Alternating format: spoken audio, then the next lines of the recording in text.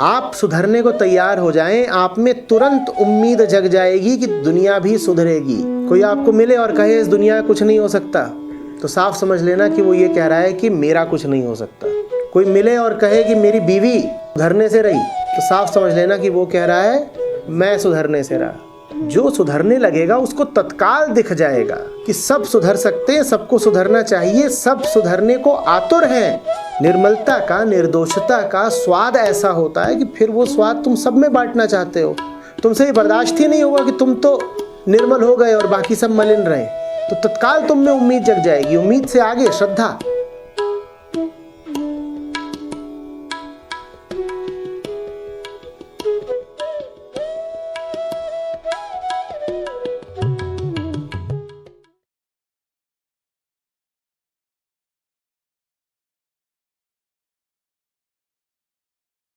करोड़ों कबीर हो जाते, पर हर कबीर के पास वैसा ही घर था और वैसे ही रिश्तेदार और वैसे ही शुभचिंतक और हितैषी जैसे आपके पास है, तो हो ही ना पाए। कबीर कबीर कैसे हो अगर कबीर को बता दिया जाए कि कबीर एक असली है, हो ही नहीं सकते, हजारों जन्म लग जाते हैं। कबीर तो वो जिन्होंने कहा कि बात की बात में राम हाजिर, अभी के अभी। जिसको अभी यकीन है कि सत्य बहुत दूर है, उसने तो यकीन करके सत्य को दूर बना दिया। सच्चाई या जिसको भी आप मुक्ति, मोक्ष या परमात्मा कह रहे हैं, वो तो अपनी ओर से कोई दूरी बनाने में उत्सुक है नहीं।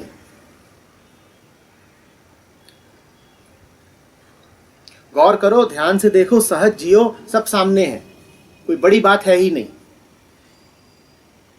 हाँ, तुम ये बैठा ही लो मन में कि बहुत बड़ी बात है, हिमालय चढ़ जाना है, न जाने कितने जन्म लगेंगे। तो जितने जन्म चाहो उतने जन्म लग जाएंगे।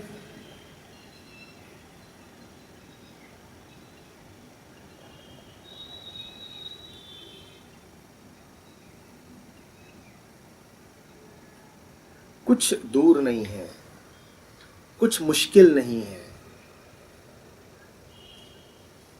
सहज को मुश्किल कह कह के हम उसे मुश्किल बनाए दे रहे हैं।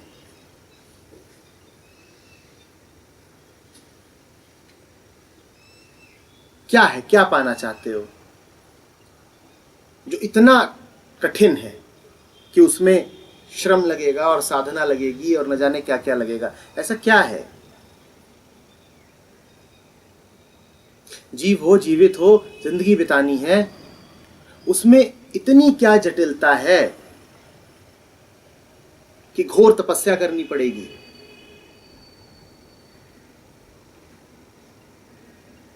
एक कठिन परिस्थिति में पैदा हुए थे कबीर। कह रहे हो ना कि कितने कबीर हो गए।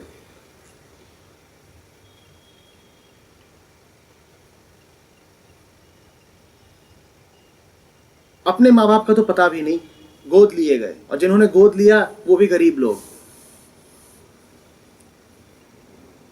ज्यादा पढ़ लिख नहीं पाए। गुरु ने भी मुश्किल से ही स्वीकार किया, और उसके बाद भी जीवन भर कभी ऐसा नहीं रहा कि विपुल धन है और वो बैठ करके बस आध्यात्मिक चर्चा में संलग्न है। जीवन भर प्रतिदिन रोटी के लिए भी काम करते रहे।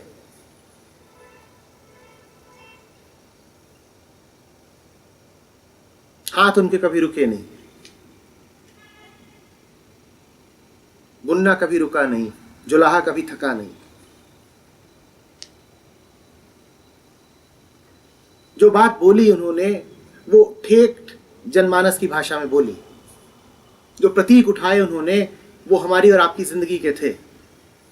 यहां इस कक्ष में जो कुछ है वो कबीर के हाथों में पड़ जाए तो वो उसे परमात्मा का प्रतीक बना दे। ये छत, ये पंखा, ये हवा, वो पौधे, वो पक्षी, आकाश। कबीर ने इन्हीं सब में खोज निकाला, क्योंकि इन्हीं सब में है, सामने है, प्रस्तुत है।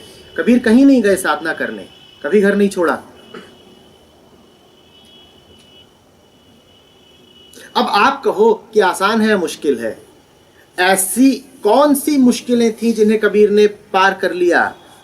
ऐसी कौन सी विकट साधना थी जिसने उन्हें योग्यता प्रदान करी? एक ही बात थी बस, जैसा देखते थे वैसा कह देते थे। मन में धारणा बना के नहीं बैठे थे कि झूठा जीवन आवश्यक है। हम सबके भीतर ये बात बड़ी गहराई से बैठा दी गई है कि अगर झूठा नहीं जियोगे तो जियोगे ही नहीं।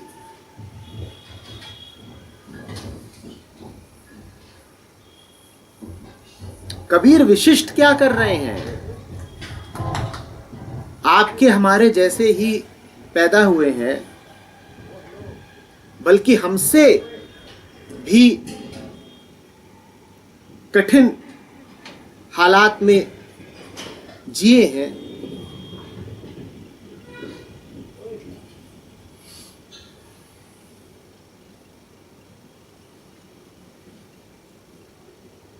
अगर उनके साथ संभव है तो आपको क्या कठिनाई है? और कबीर के बाद देखिए रैदास की ओर। सड़क किनारे के मोची, और महिमा उनकी भी कबीर से कुछ कम नहीं है।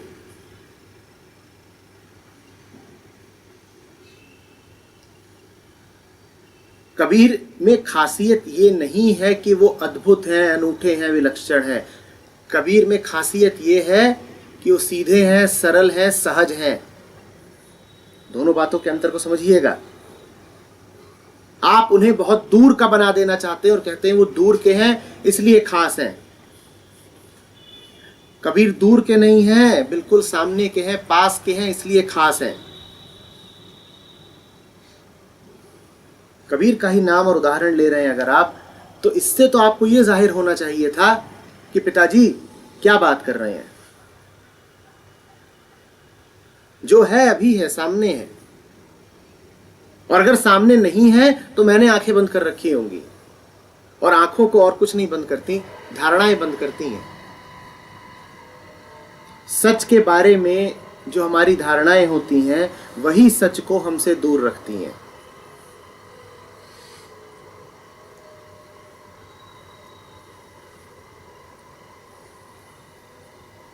आपके ऊपर कोई जिम्मेदारी नहीं है कि आप जीवन को किसी भी खास प्रकार से जिएं।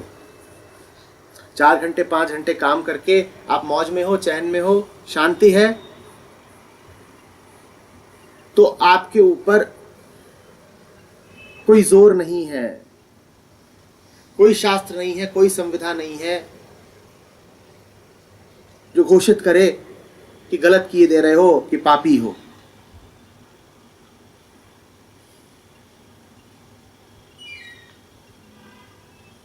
जैसे जीना चाहते हो जियो, बस झूठे मत रहना, अपने प्रति ईमानदार रहना। ये प्रश्न अपने आप से पूछते रहना, कोई हलचल तो नहीं है जिसे दबाए दे रहा हूं?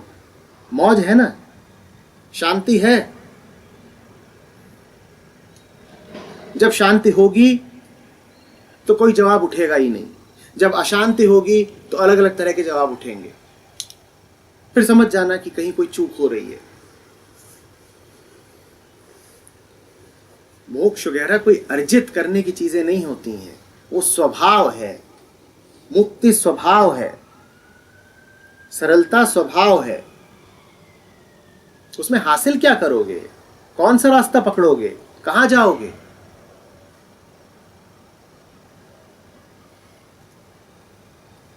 मुंह को कहां ढूंढे रे बंदे, मैं तो तेरे पास रे।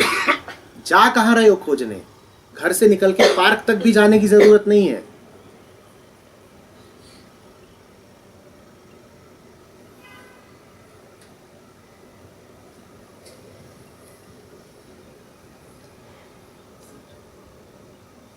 पर आप देखें साधकों को, मुमुक्षुओं को, उनके चेहरे पर ठीक वही भाव रहता है जो संसार के उन लोगों के चेहरे पर रहता है जो कुछ भी हासिल करने निकल पड़े हैं। कोई दौलत हासिल करने निकला हो और कोई सत्य या परमात्मा हासिल करने निकला हो, दोनों के ही चेहरे पर तड़प, विवशता और संघर्ष की एक सी छाप रहती है।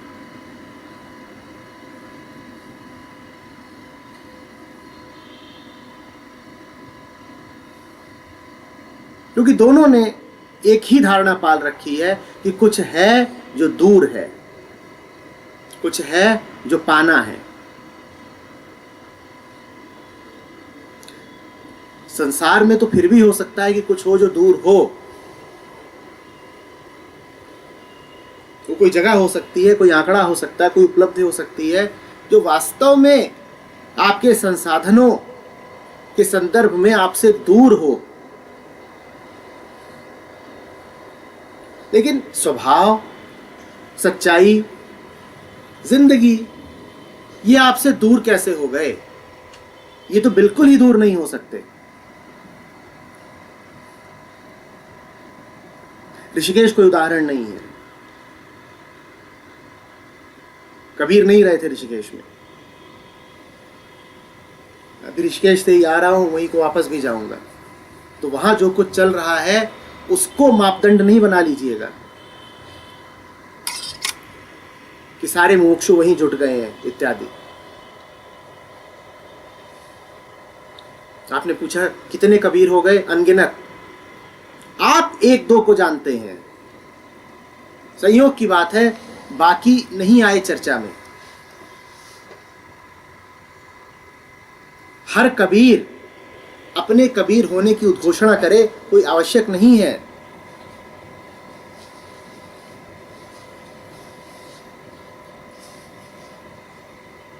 और हम जैसे हैं, हमारे सामने से कोई कबीर गुजर भी जाए तो हम पहचान लेंगे क्या?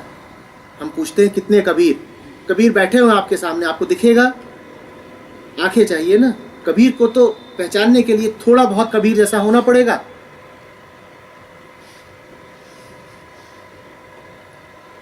तो आमतौर पे ये दावा कि कितने हो गए बुद्ध और महावीर और कृष्ण और कबीर, वही करते हैं जिनका कृष्ण और कबीर से कोई संबंध ही नहीं।